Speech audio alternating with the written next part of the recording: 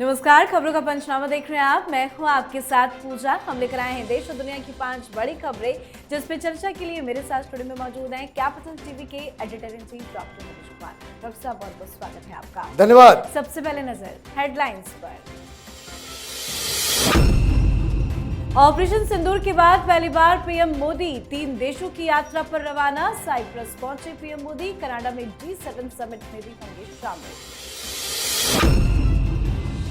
Ahmedabad plane हादसे की जांच हुई तेज। अहमदाबाद पहुंची पीएमओ की टीम। दुर्घटना स्थल पर एनएसजी एनआईए की टीम तैनात। तो वहीं विजय रूपानी के शव की हुई पहचान। राजकोट में कल होगा अंतिम संस्कार। टर्की ने एयर इंडिया क्रैश से झाड़ा पल्ला, खारिज किया मेंटेनेंस का दावा। तो रामदेव बाबा के दावे ने मचाई सनसनी।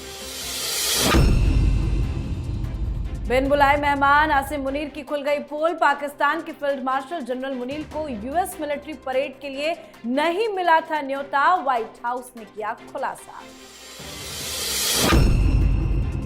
ईरान इजराइल के बीच तनाव जारी। ट्रंप ने ईरान को दी बड़ी चेतावनी। कहा, अमेरिका पर हमला हुआ तो ऐसा जवाब देंगे जो सोचा नहीं होगा। तो खबरों की शुरुआत में सबसे पहले बात पीएम मोदी की।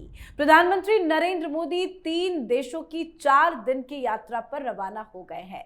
वो साइप्रस भी पहुंच गए हैं, फिर वहां से कनाडा और क्रोएशिया जाएंगे। विदेश मंत्रालय के मुताबिक पीएम 15-16 जून को साइप्रस में ही रहेंगे। 16 और 17 जून को कनाडा में G7 शिखर सम्मेलन में भाग लेंगे। इसके बाद वो 18 जून को क्रोएशिया जाएंगे, फिर 19 जून को भारत लौट आएंगे। प्रधानमंत्री मोदी के इस दौरे को तुर्की को संदेश देने के तौर पर देखा भी जा रहा है। ऑपरेशन सिंदूर के दौरान टर्की ने पाकिस्तान का खुलकर समर्थन किया था और पाकिस्तान को अटैक ड्रोन मुहैया भी कराए थे। बता दें आपको कि टर्की और सरप्राइज में दुश्मनी है और साल 1974 के बाद से दोनों देशों के बीच में राजनयिक संबंध भी नहीं है। किस मामले में ये दौरा बहुत महत्वपूर्ण है, क्योंकि ऑपरेशन सिंदूर के बाद पहली बार विदेश पहुंचे हैं मोदी। देखिए, 2-3 चीजों के लिए बड़ा महत्वपूर्ण है। एक तो हिंदुस्तान में कांग्रेस पार्टी और पाकिस्तान के जरिए ये प्रोपेगेंडा फैलाया गया कि G7 में हिंदुस्तान को इस बार जो है निमंत्रण नहीं दिया गया, बहुत बड़ी बेइज्जती हो गई, तरह तरह की चीज़ें बताई गई। कांग्रेस पार्टी, राहुल गांधी, ये सब प्रधानमंत्री मोदी के ऊपर, भाई हिंदुस्तान के प्रधानमंत्री को नहीं बुलाया जाता, हिंदुस्तान को बुलाया जाता है और उसको रिप्रेजेंट करते हैं प्रधानमंत्री, तो न्योता भारत को नहीं आया और हिंदुस्तान का विपक्ष जो है वो नाचने लग गया कि बहुत बड़ी बेइज्जती हो गई। लेकिन ढाक के 3 पात हर बार जिस तरीके से होता है, वो इन लोगों को मुंह काला करना पड़ा अपना। न्योता आया तो अब सिर्फ न्योता ही नहीं आया है, बल्कि कनाडा के अंदर द्विपक्षीय वार्ता भी होगी और टेररिज्म को लेकर के इन खालिस्तानियों का भी इलाज कनाडा में प्रधानमंत्री मोदी करने वाले हैं। तो भारत का एक दुश्मन जो है वो कनाडा से जो प्रोपेगेंडा करता है उसका कनाडा में ही इलाज होगा। और इस वक्त वो साइप्रस में है। साइप्रस मेडिटेरियन सी का एक आइलैंड है, 3rd लार्जेस्ट आइलैंड है मेडिटेरियन सी के अंदर।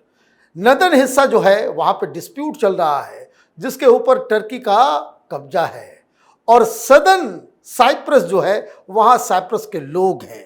कहने का मतलब ये है, प्रधानमंत्री मोदी टर्की के पास जाकर के तुर्की को चैलेंज दे रहे हैं। ये एर्दोगान परेशान हो रहा है कि मोदी से पंगा लेना कितना मुश्किल होने वाला है, क्योंकि खबर ही आ रही है कि हिंदुस्तान अपना एयर डिफेंस सिस्टम, जिस एयर डिफेंस सिस्टम से हमने तुर्की के तमाम ड्रोन्स को मार गिराया, वही एयर डिफेंस सिस्टम हम साइप्रस को देने जा रहे हैं। और डील अच्छी रही तो वहां ब्रह्मोस भी तैनात होगा। तुर्की को तुर्की के घर पे ही उनको शिकस्त देने की तैयारी में है प्रधानमंत्री मोदी। जी, अब बात अहमदाबाद विमान हादसे की। अहमदाबाद में एयर इंडिया विमान दुर्घटना स्थल पर राज्य सरकार की एजेंसियों के अलावा एनआईए और एनएसजी की टीम को भी तैनात किया गया है। जांच एजेंसियां घटनास्थल का दौरा कर लगातार जांच में जुटी है। हर एक एंगल से जांच किया जा रहा है। आज पीएमओ की एक उच्च स्तरीय टीम भी अहमदाबाद पहुंची है। ये टीम 2 दिनों तक गुजरात में रहेगी। इसका नेतृत्व प्रधानमंत्री के प्रधान सचिव पीके मिश्रा कर रहे हैं। ये टीम राहत, बचाव और जांच प्रयासों की निगरानी करेगी। तो वहीं हादसे के 3 दिन के बाद डीएनए टेस्ट के जरिए गुजरात के पूर्व मुख्यमंत्री विजय रूपानी की पहचान की पुष्टि की गई है। कल राजकोट में विजय रूपानी जी का अंतिम संस्कार भी किया जाएगा। सर, जांच की दिशा किस ओर बढ़ रही है? देखिए, जांच की दिशा साजिश की ओर बढ़ रही है, इससे नकारा नहीं जा सकता, क्योंकि अगर ऐसी बात नहीं होती तो एनआईए का वहां पहुंचना, एनआईए का इस जांच में शामिल होना, उसकी कोई जरूरत नहीं थी। एनआईए वहां पहुंचेगी जहां टेररिज्म है, जहां साजिश है, जहां विदेशी एजेंसियों का हाथ उसमें नजर आता है, वहीं एनआईए की टीम पहुंचती है।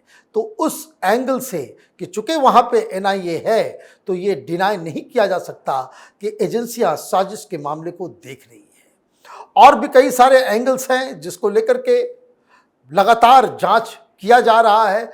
फॉरेंसिक एविडेंसेस कलेक्ट कर लिए गए हैं।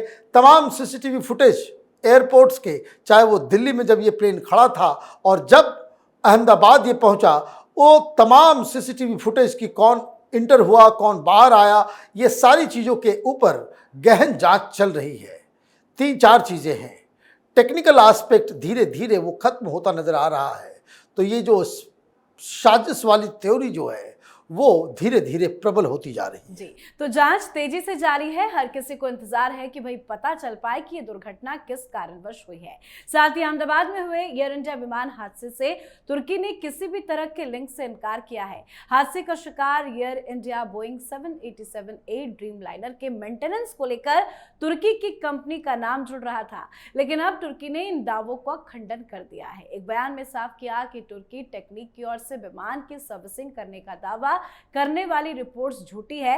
दरअसल बाबा रामदेव ने एक कार्यक्रम के दौरान दावा किया कि अहमदाबाद विमान हादसे के पीछे तुर्की की एक एजेंसी की साजिश हो सकती है। उन्होंने कहा कि मुझे पता चला है कि विमान के रखरखाव और सेवा का काम तुर्की की एक एजेंसी करती थी। ऐसे में भारत को एविएशन सेक्टर पर कड़ी नजर रखनी होगी। कहीं तुर्की ने इसके जरिए दुश्मनी तो नहीं निकाली। उनके इस बयान ने देश भर में एक नया विवाद खड़ा कर दिया है। क्या सर इसके पीछे तुर्की का हाथ हो सकता है? देखिए, बाबा रामदेव जो कह रहे हैं वो गलत नहीं कह रहे। वो ये कह रहे हैं कि अगर इसमें साजिश हुई है या कुछ हुआ है, या फिर हमने विदेशी कंपनियों को एयरक्राफ्ट्स के रख रखाव के लिए बाकायदा ठेका दे रखा है, ये तो रोकना पड़ेगा। दुनिया भर में हमारे इंजीनियर्स काम कर रहे हैं, नासा में बैठे हुए लोग हैं हमारे, और हमें विदेशी कंपनियों को मेंटेनेंस के लिए ठेका देना होगा कि ये काम हम अपने से नहीं कर सकते। बाबा रामदेव का कहना यह है कि इस देश में जितने भी ये जो सेंसिटिव सेक्टर्स हैं उसमें विदेशी हस्तक्षेप, विदेशी कंपनियों को दूर रखना चाहिए। This was his intent. और रही बात तुर्की की, तो भाई ये तो तुर्की टेक्निक और सेलेबी नाम की कंपनियां ये तो एयरपोर्ट के अंदर ऑपरेट कर ही रही हैं। इसमें तो कोई शक शुबा की गुंजाइश नहीं है। सेलेबी के ऊपर ऑपरेशन सिंदूर के बाद रोक लगा दिया गया। अब उनके लोग कहां गए, किस किस कंपनी में गए, यही तो जांच हो रही है। लेकिन अभी जांच की तरफ से कुछ कहा नहीं गया और तुर्की जो है वो एक्सप्लेनेशन दे रहा है। इसका मतलब तो चोर के दादी में तिनका वाली कहानी है। भाई किसी ने नाम तो नहीं लिया कि तुर्की, और तुर्की की सरकार की तरफ से कहा जा रहा है कि भाई ये काम हमने नहीं किया। भाई अभी तो इन्वेस्टिगेशन होने दो।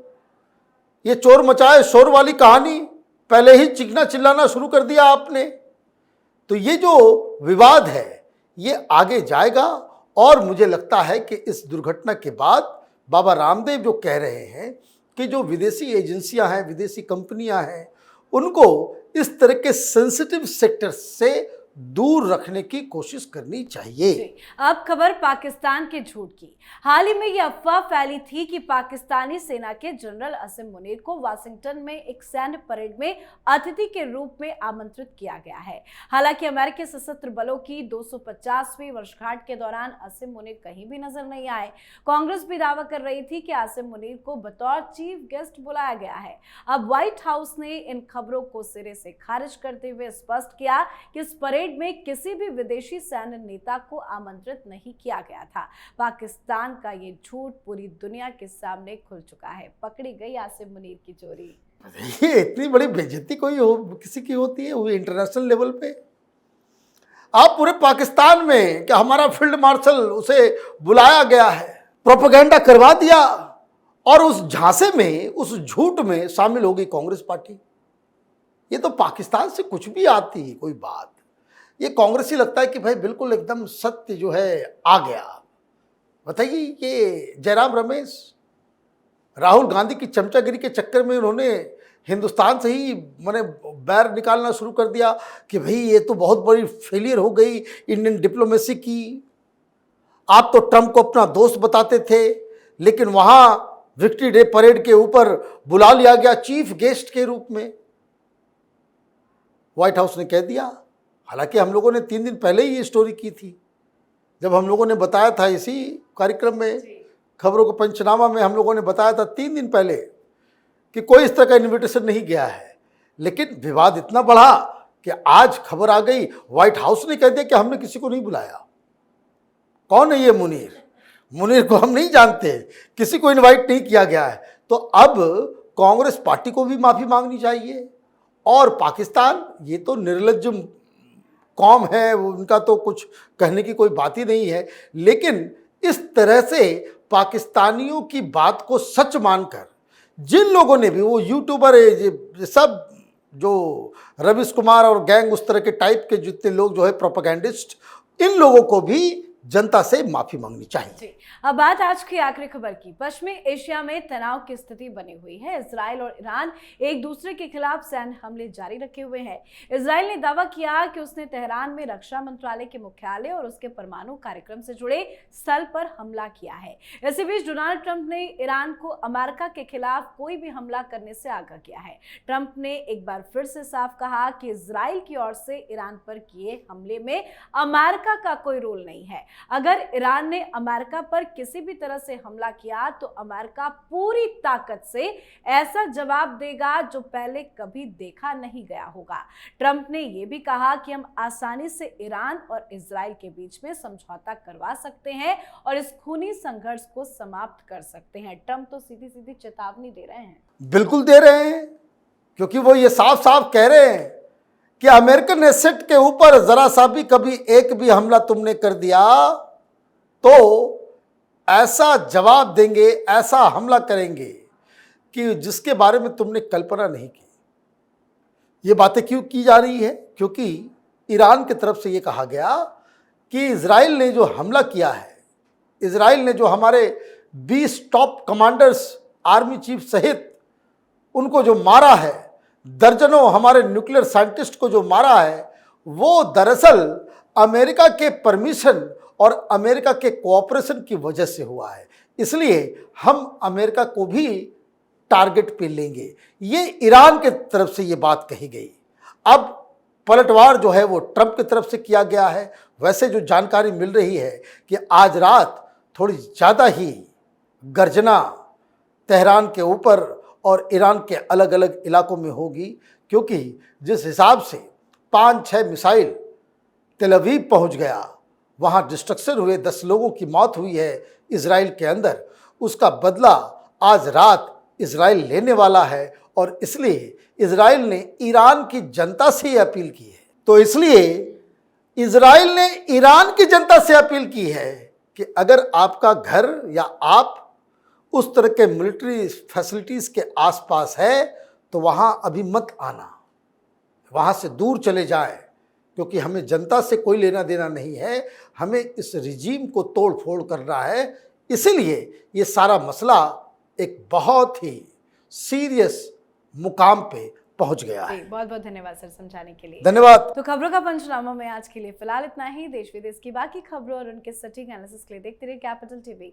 हमें लाइक कीजिए, शेयर कीजिए और कैपिटल टीवी को सब्सक्राइब कीजिए। नमस्कार।